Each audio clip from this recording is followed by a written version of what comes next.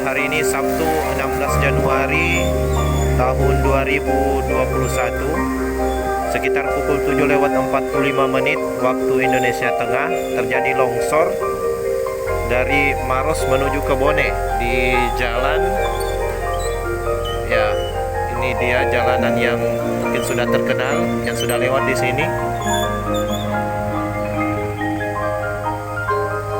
Ya, ini dia longsornya dari atas sehingga mobil macet.